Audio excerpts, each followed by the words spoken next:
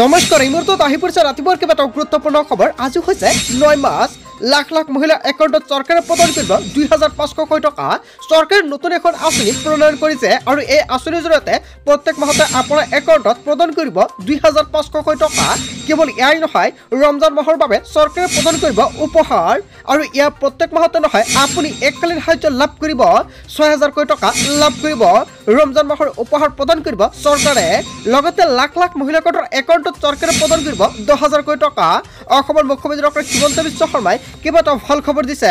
লগতে অৰুণোদয় আঁচনিৰ একাউণ্টত ১২৫০ টকাকৈ সোমাব কালি। কেইবাটাও ৰাজনৈতিক খবৰৰ লগতে অৰাজনৈতিক খবৰ যুগুত কৰা হৈছে আজিৰ দিনটোত। গোটেই অসম তথা ভাৰতৰ বিভিন্ন প্ৰান্তৰ পৰা যুগুত হৈছে কেইবাটাও ডাঙৰ খবৰ।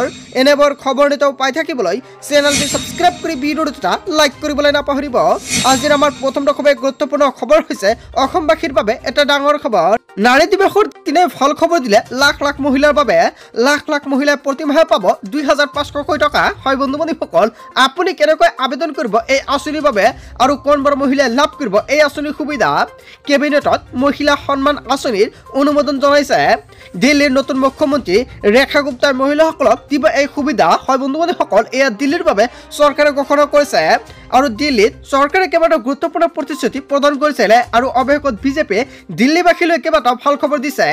দিল্লী চৰকাৰক গঠন কৰি বিজেপিৰ চমক। প্ৰতিশ্ৰুতি পূৰণ কৰিলে মুখ্যমন্ত্ৰী ৰেখা গুপ্তাই। দিল্লীৰ প্ৰায় ২০ লাখ মহিলাই লাভ কৰিব এই আঁচনিৰ সুবিধা। বছৰি ২.৫০ লাখতকৈ কম উপাৰ্জন কৰা পৰিয়ালৰ বাবে এই আঁচনিৰ সুবিধা প্ৰদান কৰা হ'ব। এটা পৰিয়ালৰ এগৰাকী মহিলাক দিয়া হ'ব এই সুবিধা। এটা ঘৰৰ পৰা ২জন বা ৩জন ব্যক্তি আবেদন কৰিব নোৱাৰিব। পেঞ্চন লাভ কৰা মহিলাই এই আঁচনিৰ সুবিধা নাপাব।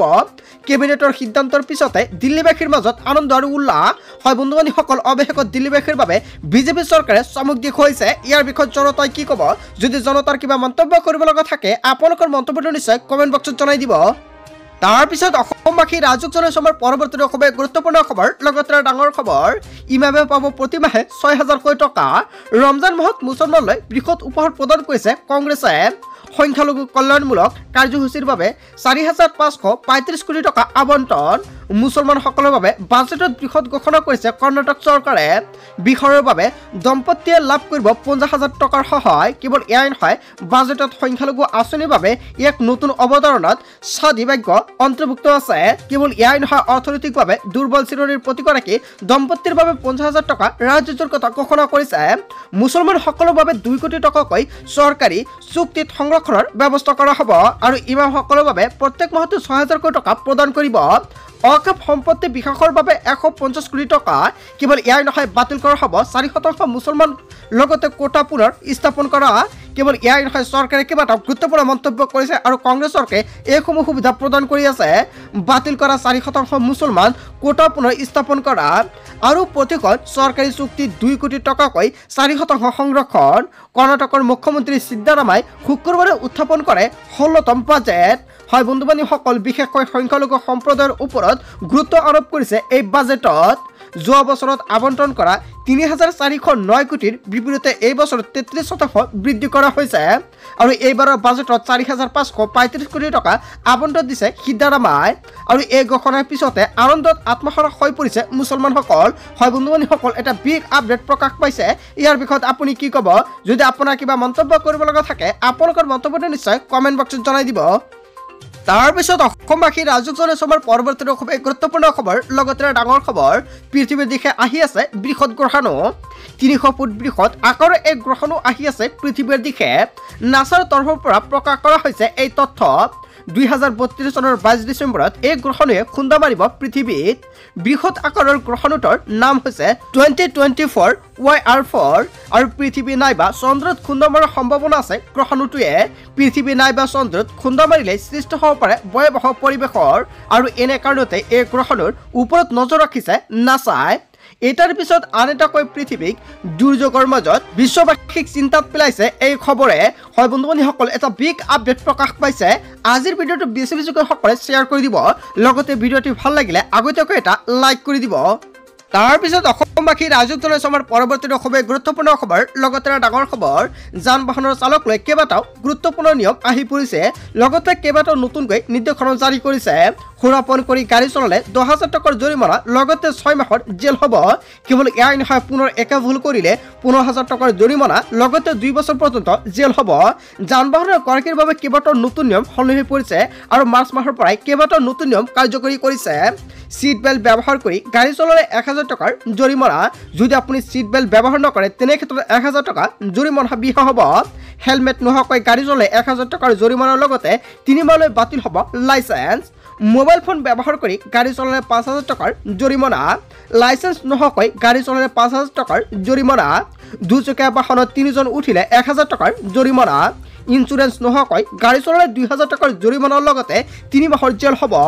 বাৰে বাৰে এনে ভুল কৰিলে 4,000 টকাৰ জৰিমনা। প্ৰদূষণৰ প্ৰমাণপত্ৰ নাথাকিলে ভৰিব লাগিব 10,000 টকাৰ জৰিমনা আৰু 6 মাহৰ জেল। বিপদজনকভাৱে গাড়ী চলালে 5,000 টকাৰ জৰিমনা। জৰুৰীকালীন বাহনক বাট এৰি নিদিলে 10,000 টকাৰ জৰিমনা। ৰাজহুৱা পথত ষ্টাণ্ট বা ৰেচিং কৰিলে 5,000 টকাৰ জৰিমনা বিহা হ'ব। অভাৰলোড কৰিলে আপোনাৰ 20,000 টকা জৰিমনা বিহা হ'ব। লগতে কম বয়সৰ ল'ৰা ছোৱালীয়ে গাড়ী চলালে 25,000 টকাৰ জৰিমনা লগতে 3 বছৰ পৰ্যন্ত জেল হ'ব। এবছৰলৈকে বাতিল কৰি দিয়া হ'ব বাহনৰ পঞ্জীয়ন। 25 বছৰলৈ নাপাব ড্ৰাইভিং লাইচেন্স। 1 মাৰ্চৰ পৰা বলবৎ হৈছে যান বাহনৰ নতুন নিয়ম। হয় বন্ধু বান্ধৱীসকল, যান বাহনৰ বাবে যিকেইটা নতুন নিয়ম সলনি হৈছে ইয়াৰ বিষয়ত আপুনি কি ক'ব? যদি আপোনাৰ কিবা মন্তব্য কৰিব লগা থাকে আপোনালোকৰ মন্তব্যটো নিশ্চয় কমেণ্ট বক্সত জনাই দিব। তাৰপিছত অসমবাসী ৰাজক জনাইছোঁ আমাৰ পৰৱৰ্তী খুবেই গুৰুত্বপূৰ্ণ খবৰ লগতে ডাঙৰ খবৰ। 2026 অকলে বিধানসভাত নিৰ্বাচন খেলিব AIUDF-এ। নিৰ্বাচন কাৰৰ লগত মিত্ৰতা নহয়। হয় বন্ধু বান্ধৱীসকল, AIUDF-এ নিৰ্বাচনত কাৰৰ লগত মিত্ৰতা নকৰে। 35টা সমষ্টিত অকলে নিৰ্বাচন খেলিব AIUDF-এ। পঞ্চায়ত নিৰ্বাচনতো অৱতীৰ্ণ হ'ব আজমল বাণীহে। পঞ্চায়ত নিৰ্বাচনত অৱতীৰ্ণ হ'ব আজমল বাহিনী। কোনো দলৰ সৈতে মিত্ৰতা নকৰে AIUDF-এ। AIUDF-ৰ গুৰুত্বপূৰ্ণ সভাতে ঘোষণা কৰিছে আমিনুল ইছলামৰ। 2026 অকলে বিধানসভা নিৰ্বাচন খেলিব AIUDF-এ। তাৰপিছত অসমবাসী ৰাজক জনাইছোঁ আমাৰ পৰৱৰ্তী খুবেই গুৰুত্বপূৰ্ণ খবৰ লগতে ডাঙৰ খবৰ। মহিলাৰ অৰ্থনৈতিক সবলীকৰণ দৃঢ় কৰাৰ লক্ষ্যৰে চৰকাৰে কেইবাটাও গুৰুত্বপূৰ্ণ সিদ্ধান্ত গ্ৰহণ কৰিছে। আমাৰ চৰকাৰৰ বৃহৎ পদক্ষেপ মুখ্যমন্ত্ৰী মহিলা উদ্যমিতা অভিযান। হয় বন্ধু বান্ধৱীসকল, SSG কোটাৰ প্ৰত্যেকজন মহিলাৰ বাবে অসমৰ মুখ্যমন্ত্ৰী ডক্টৰ হিমন্ত বিশ্ব শৰ্মাই এটা ভাল খবৰ দিলে। অহা 1 এপ্ৰিলত বিহালীত হ'ব শুভ উদ্বোধন। 25 লাখতকৈ অধিক মহিলাই ক্ষুদ্ৰ উদ্যোগ লৈ বিত্ত সাহায্য প্ৰদান কৰিব। 40 লাখ মহিলাই আত্মসহায়ক বাবে আবেদন কৰিছিলে, কিন্তু 40 লাখ আত্মসহায়ক মহিলাৰ একাউণ্টত 10,000 টকা নাপায়। 25 লাখ মহিলাৰ একাউণ্টত চৰকাৰে প্ৰদান কৰিব 10,000 টকা। অৱশেষত অসমৰ মুখ্যমন্ত্ৰী ডক্টৰ হিমন্ত বিশ্ব শৰ্মাই এটা ভাল খবৰ দিলে মহিলাসকলৰ বাবে। প্ৰত্যেকগৰাকী মহিলাৰ একাউণ্টত 10,000 টকা প্ৰদান কৰিব। তাৰ আগতে যদি আপোনাৰ বেংক একাউণ্টটো আপডেট কৰিবলগীয়া আছে অতি শীঘ্ৰে আপডেট কৰি লৈ লওক। এতিয়া চেক কৰক আত্মসহায়কৰ তালিকাত আপোনাৰ নামটো আহিছে নে নাই। যদি তালিকাত আপোনাৰ নামটো আছে তেনে ক্ষেত্ৰত আপুনি 10,000 টকা লাভ কৰিব। আপুনি কেনেকৈ চেক কৰিব তালিকাত আপোনাৰ নামটো আছে নে নাই?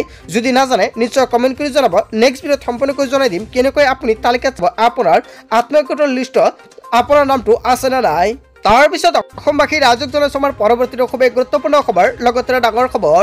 আহি গ'ল কেঁচা ঘৰত থকা লোকসকলৰ বাবে এটা ডাঙৰ খবৰ, কিয়নো আপুনি পাব চৰকাৰী পকীঘৰ।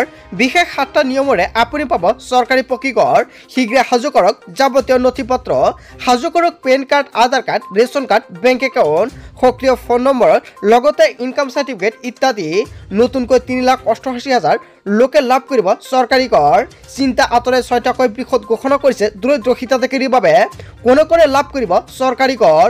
এই 7টা পদ্ধতিৰে যাওক আৰু আপুনি চৰকাৰী পকীঘৰ লাভ কৰক। যদি আপুনি এতিয়ালৈকে চৰকাৰী পকীঘৰ পোৱা নাই তেনে ক্ষেত্ৰত 7টা পদ্ধতিৰ জৰিয়তে চৰকাৰী ঘৰৰ বাবে আবেদন কৰিব পাৰিব। কি কি 7টা নিয়ম মানিব লাগিব যদি আপুনি নাজানে কমেণ্ট কৰি জনাব, নেক্সট ভিডিঅ'ত জনাই দিম। তাৰপিছত অসমবাসী ৰাজক জনাইছোঁ আমাৰ পৰৱৰ্তী খুবেই গুৰুত্বপূৰ্ণ খবৰ লগতে ডাঙৰ খবৰ। 10 তাৰিখ হৈছে পেঞ্চন আৰু অৰুণোদয়ৰ দিন। হয় বন্ধু বান্ধৱীসকল, আৰু প্ৰতি মাহৰ 10 তাৰিখে হিতাধিকাৰী একাউণ্টত প্ৰাপ্য ধন চৰকাৰে প্ৰদান কৰে। আৰু কোনকেইটা আঁচনিৰ টকা আপোনাৰ একাউণ্টত চৰকাৰে প্ৰদান কৰে?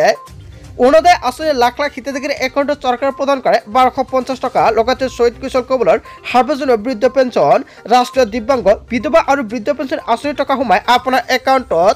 ইন্দিৰামাৰী সাৰ্বজনীন বিধৱা পেঞ্চন আৰু দীনদয়াল দিব্যাংগজন সাহায্য আঁচনি একেলগ কৰা হৈছে। আৰু এতিয়া প্ৰত্যেকগৰাকী মহিলাৰ একাউণ্টত কালি সোমাই যাব টকা। তাৰ বাবে যদি কিবা আপডেট কৰিবলগীয়া আছে অতি শীঘ্ৰে আপডেট কৰি লৈ লওক। বন্ধু বান্ধৱীসকল, আজিৰ মূল ভিডিঅ'খনত আপোনালোকক এইখিনি সৰু এটা ইনফৰমেশ্যন দিবলগীয়া আছিলে। চ' থেংক ইউ ফৰ ৱাচিং ফুল ভিডিঅ'।